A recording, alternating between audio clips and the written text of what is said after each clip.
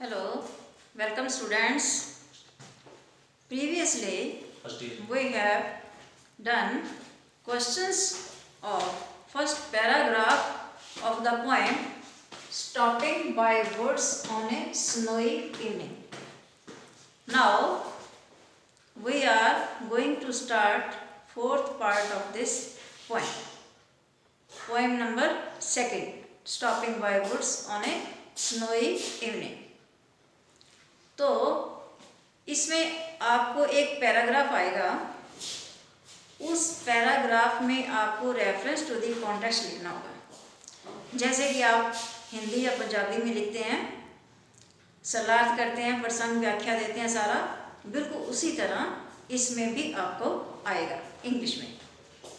तो मॉर्निंग में हमने जो फर्स्ट पैराग्राफ किया था, जितने भी उसके क्वेश्चन से जितने क्वेश्चंस के आंसर हमने किए हैं, उन सारे आंसर्स को आप कलेक्ट कर लो और उसकी सारी एक्सप्लेनेशन दे दो, तो आपका रेफरेंस टू दी कॉन्टेक्स्ट हो जाएगा। इसलिए पोएम को ध्यान से पढ़िए और सारे के सारे आंसर फर्स्ट पैराग्राफ की एक्सप्लेनेशन में दे दीजिए, तो आपका रेफरेंस टू दी कॉन्टेक्स्ट पूरा हो जाएगा। Okay, now open your notebooks and write down आपको कैसे लिखना है। जो भी पोएम आ जाए, ये जरूरी नहीं कि जो मैं लिखने जा रही हूँ वो आप देखना, उसको अच्छी तरह याद कर लेना। वो 3-4 लाइनें वैसी की वैसी ही होती हैं जैसा कि हम लिखेंगे अभी। ठीक है, लिखिए आप।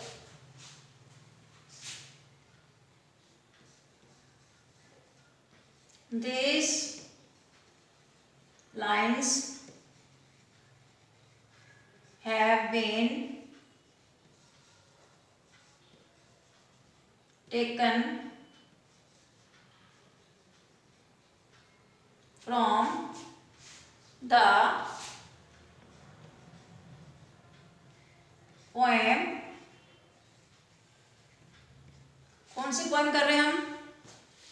Stopping by woods on a snowy evening. जिस भी कविता में से आपको एक पैराग्राफ आ जाता है, तो यहाँ उस पोएम का नाम आप लिख दीजिए, उसको इन्वर्टेड में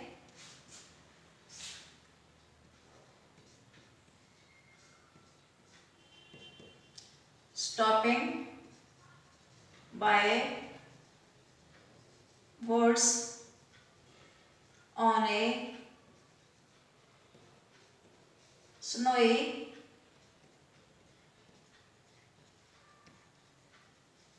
evening.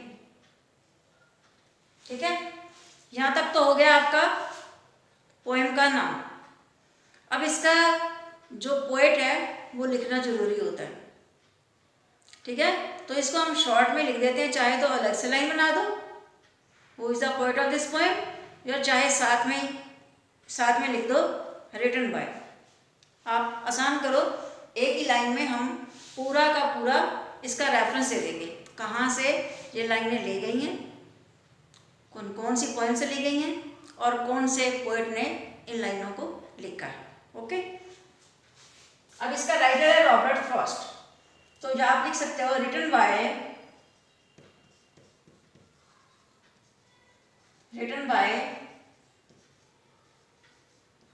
Robert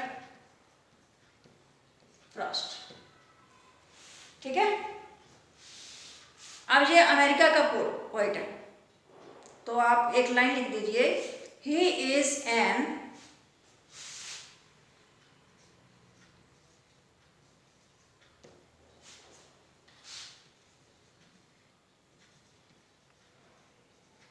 American poet. He is an American poet. तो जितना भी मैंने पहले आपको मेन आइडिया बताया था, उसमें से कुछ लाइनें आप इसमें लिख सकते हो, ताकि हमें पता चल जाए कि इस कविता का भावार्थ क्या है। ठीक है, अकॉर्डिंग टू पोएट क्या कहता है? पोएट ये कहता है, duty is duty, one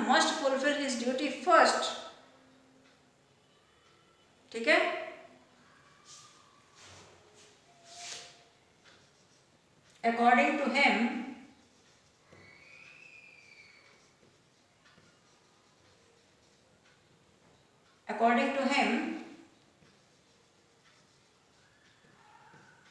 duty is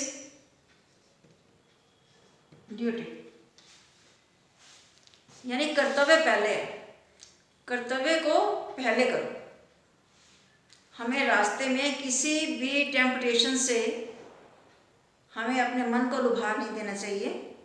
सबसे पहले हमारा क्या कर्तव्य है कि हमें अपने गोल को अचीव करना है, हमें अपने डेस्टिनेशन में पहुंचना है, जो कि पोएट जानता है जब उसने जाना अपने हॉर्स के द्वारा। तो उसके अकॉर्डिंग क्या है, ड्यूटी इज ड्यूटी। ठीक है, ओके, समझ आ रही है? Nothing else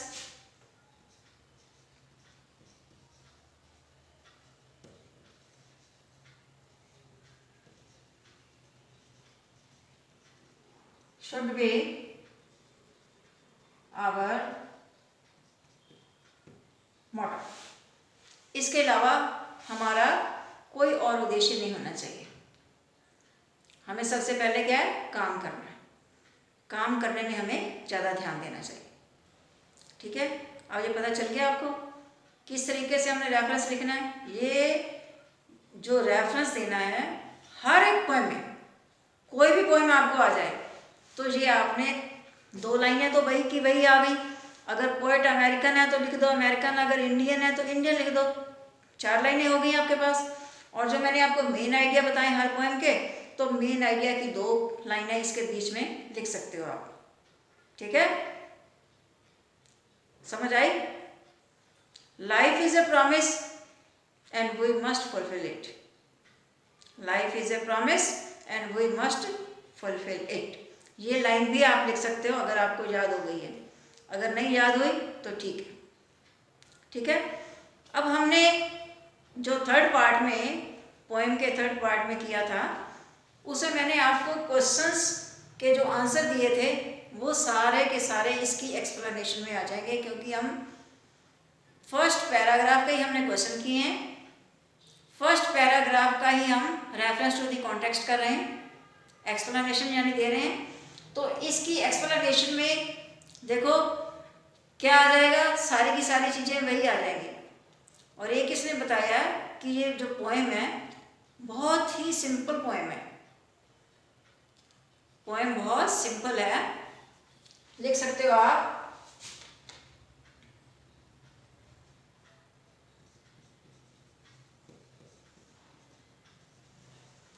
This poem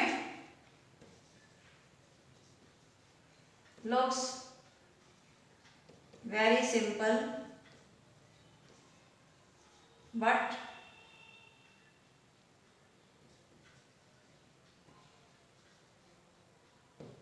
idea behind it is very great. याद तक होगा हमारा, ये हमारा हो गया रेफरेंस। अब हमने करनी है इसकी एक्सप्लेनेशन।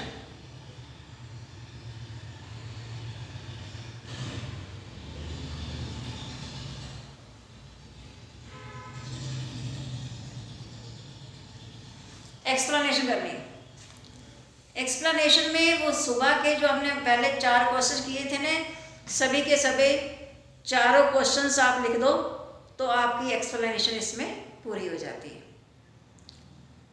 आई समझ?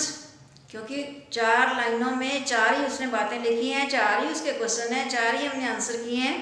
तो एक्सप्लेनेशन में भी वही चारों के चारों आंसर आपके आ जाएंगे, तो आपकी एक्सप्लेनेशन पूरी हो जाएगी। कैसे करेंगे आप? लिखेंगे आप, in these lines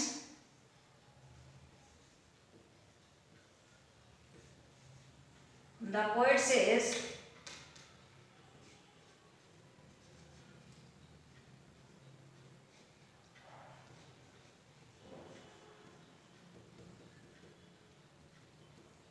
that he know the owner of the house.